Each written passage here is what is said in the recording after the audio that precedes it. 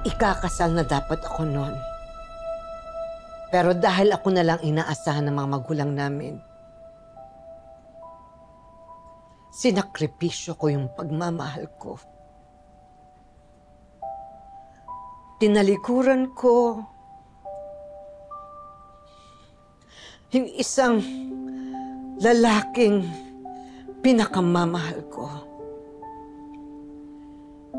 Inalagaan ko yung mga magulang ko. Lalo na nung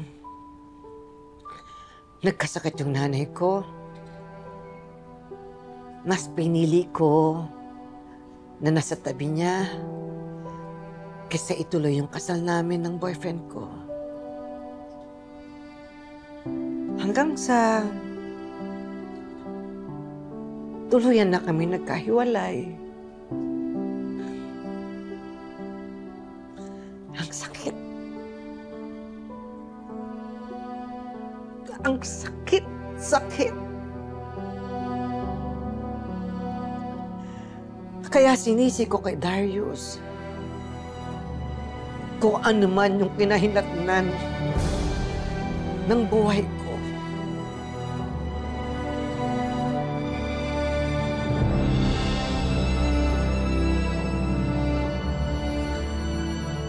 Nasanay na rin ako na wala akong kapatid sa tabi ko.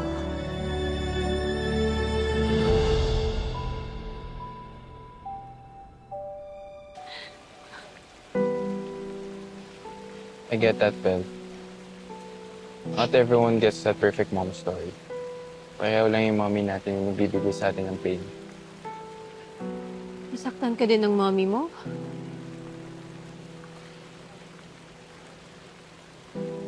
Bata pa lang ako, iniwan ako ng mom ko. Sumama na siya sa ibang lalaki. At bumuo ng bagong pamilya. Tapos iniwan pa niya ako sa iniinisan kong tao. Si Papa. Ever since, di naman talaga kami okay ni Papa. Ilang beses niya din niya ako nasaktan. Physically, sure. But emotionally, it leaves scars you don't see, but you carry them every day. Believe me when I say,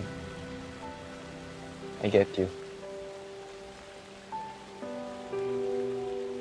So isipin mo lang, di ka nag-iisa sa sitwasyon mo. Kasama mo ako. We're both trying to make sense of the people who were supposed to love us, right?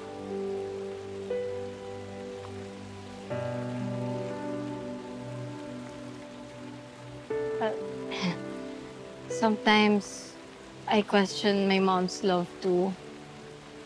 Pero, even after everything, mahal ko pa rin siya. You don't feel any hate?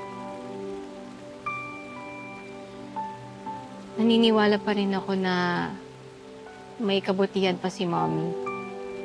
Na baka ginawa niya yun dahil natatakot siya, nasasaktan siya, or maybe ginawa niya out of frustration. But I want to believe that it wasn't out of selfishness. Same din sa mommy mo. I'm sure pinag-isipan niya ng mabuti. 1,000,000 times even before she left. And one thing's for sure, nasaktan talaga siya nung ginawa niya yun. But whether they had their reasons or not, nasaktan pa rin nila tayo.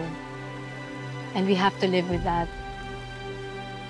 It's up to us kung kaya natin silang intindihan or not. But nagagalit ako, galit ako, magtatampo ako, but I still love her. But I know that one day, magiging okay kami ni Mommy. Because at the end of the day, she's still my mom.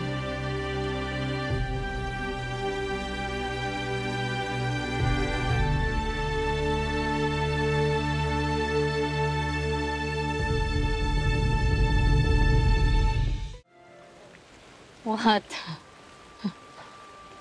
Nothing. It's just that you're kind of incredible. You know that, right? Wala lang. Ngayon na kasi ako nakakilala ng tao na parang nasaktan na tapos pinipili pa din intindihin yung taong nanakit sa kanya.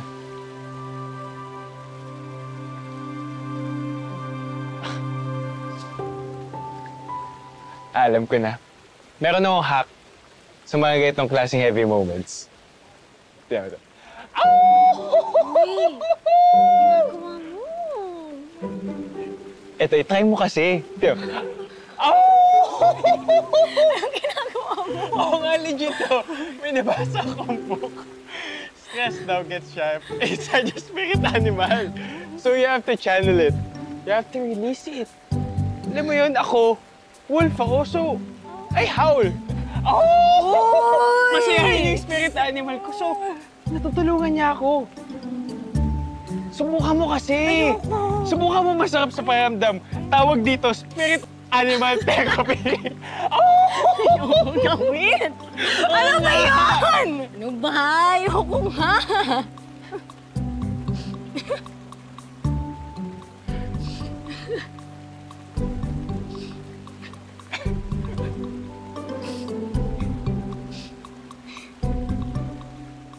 And yung smile na yun.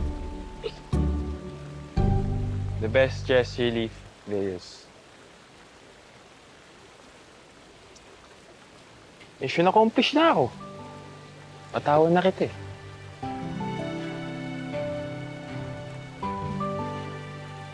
Alam mo, mas maganda ka kapag nakasmile ka. Oo nga.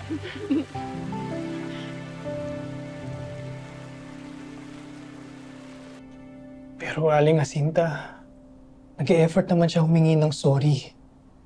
At siya nag-iisang kapatid niyo. Sana bigyan niyo siya ng chance. Parang kami ni Tali. Hindi kami magkasundo. Magkaiba ang gusto, pananaw, paniniwala namin. Kaya siguro lagi kami nag-aaway. Pero naiintindihan ko siya. Dahil kakambal ko siya. Alam mo, Tyrone, madaling sabihin, lalo't magkaiba naman tayong sitwasyon. May mga bagay na mahirap kalimutan. Kaya mahirap din magpatawad.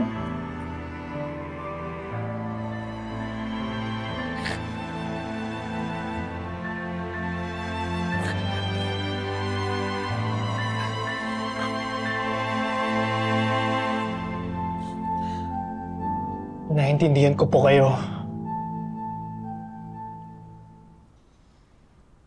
Kaya, itulog niyo na lang po para mawala ang vitamin H niyo. Ikaw ha? Puro ka kalokohan. Ano na naman yung vitamin H na yan, ha? Vitamin H. Vitamin harsh. Oh. Yun oh, masyadong mataas. O pwede rin hatred. O hinanakit. Mas masa. Mas relatable. O sige, ikaw, gusto mo ng vitamin S? Ano po yun? Vitamin S? Oo! Sermonan kita, sapalpalan kita, o kaya sungitan kita, ano? Ano mas gusto mo doon, ha? Sige nga. Mas gusto ko po yung vitamin S. As in, Ano? sorry na po. Please. Sige na nga. Ay. Ayusin ko lang po ito, ah. Oy, may cancer lang ako, ha? Pero kaya ko pa yung katawan ko. Oh, Okay po. Ibaba ko lang po para makahiga kayo ng maayos.